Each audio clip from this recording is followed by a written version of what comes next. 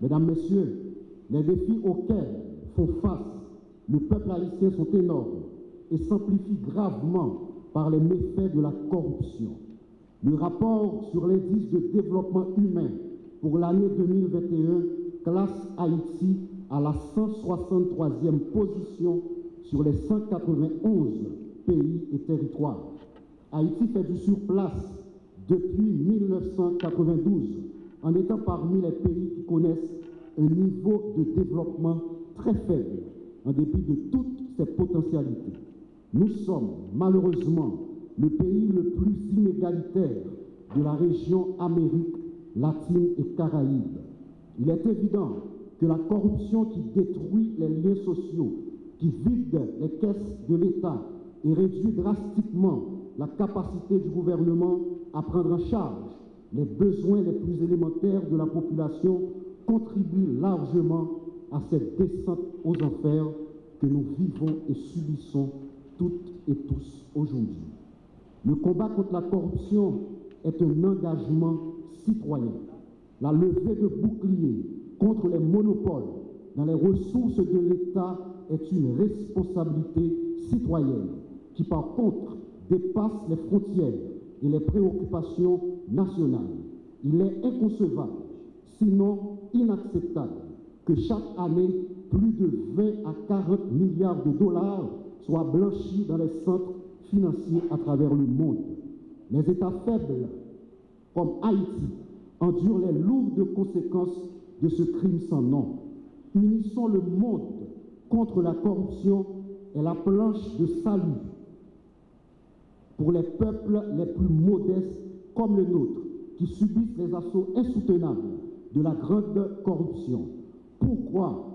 Pour être en phase avec de nombreux États signataires de la Convention des Nations Unies contre la corruption, l'ULCC s'active pour présenter et débattre au cours de l'année 2023 3 avant-projets de loi majeurs sur l'entraide judiciaire, sur l'extradition et sur le recouvrement des avoirs.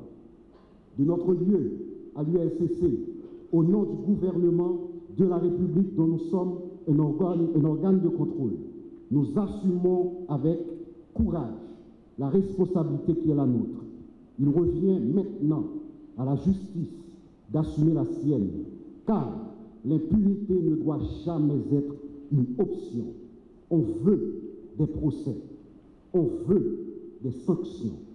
Je m'en voudrais de terminer sans rendre un hommage amplement mérité aux personnalités sélectionnées cette année pour être honorées.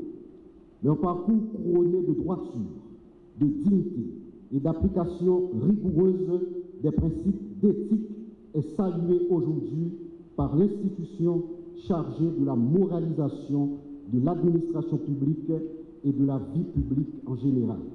Vous êtes des modèles pour la République. Du même coup, je veux faire part de ma reconnaissance aux 2 auteurs en signature aujourd'hui qui ont produit des réflexions de qualité dans le domaine de la corruption. Et pour finir, au nom du Conseil de direction de l'unité de lutte contre la corruption, je veux saluer le support entier du Premier ministre et du ministre de tutelle, le ministre de l'Économie et des Finances, dans ce vaste chantier d'épurement de l'administration publique que l'ULCC conduit.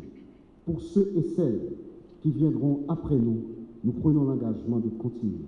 En ce jour important de célébration de la Journée internationale de lutte contre la corruption, je me réjouis de l'occasion qui m'est offerte de pouvoir participer à cette grande manifestation annuelle marquée par la rencontre de l'ensemble des acteurs nationaux et internationaux, des réseaux organisationnels et associatifs en matière de lutte contre la corruption.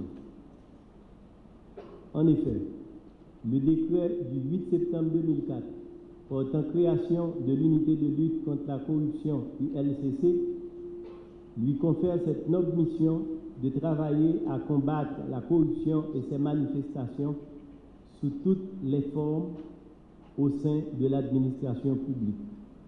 Par ailleurs, la loi du 12 février 2008 sur la déclaration de patrimoine et celle du 12 mars 2014 portant prévention et répression de la corruption constituent aussi, entre autres, un cadre réglementaire en matière de promotion de la transparence, de la bonne gouvernance et de l'intégrité dans toutes les sphères de l'organisation de l'État. Plus généralement, ces instruments normatifs permettent de fixer quelques grands principes éthiques et déontologiques applicables à tous les acteurs et agents publics au-delà de la diversité de leurs fonctions afin de moraliser la vie publique. Mesdames, Messieurs, la lutte contre la corruption est une exigence démocratique parce que la corruption affecte la confiance des citoyens au niveau du fonctionnement des institutions. En même temps, elle compromet le développement économique, social, assèche les ressources financières des États et les prive donc des moyens financiers pour mener à bien les politiques publiques. En ce sens, il est un fait indubitable à ce que l'orientation de l'action gouvernementale puisse s'inscrire dans une dynamique de recherche d'une déontologie particulière où l'intérêt général arrive à transcender la somme des intérêts particuliers. Car il ne peut y avoir de confiance dans les pouvoirs publics que si les citoyens ont la conviction que ceux à qui la souveraineté est déléguée agissent au service de l'intérêt collectif. Nos élèves, nos enfants, doivent être convaincus que s'enrichir illicitement est un déshonneur qui peut entraîner dans la misère différentes compositions d'une population et compromet l'avenir de nombreuses générations d'hommes et de femmes. C'est dans cette logique que j'avais instruit les institutions concernées lors de la retraite gouvernementale de conduire une grande campagne d'éducation à l'éthique et à la citoyenneté. La corruption, faut-il le reconnaître, constitue un obstacle systémique à la réalisation de la démocratie, à l'état de droit ainsi qu'aux droits humains. En s'installant dans les pratiques sociétales, la corruption alimente l'injustice, les inégalités économiques et sociales, l'impunité et engendre d'innombrables et d'interminables conflits. Elle détruit non seulement les fondements moraux de la société, mais vampirise aussi, au profit de certains groupes ou de certains individus mal intentionnés, les ressources nationales qui devraient servir à l'amélioration générale des conditions de vie de la population. Cette lutte anticorruption que nous célébrons aujourd'hui autour du thème de solidarité entre les États est un acte de foi. Foi en l'avenir, foi en l'honnêteté, foi en l'intégrité.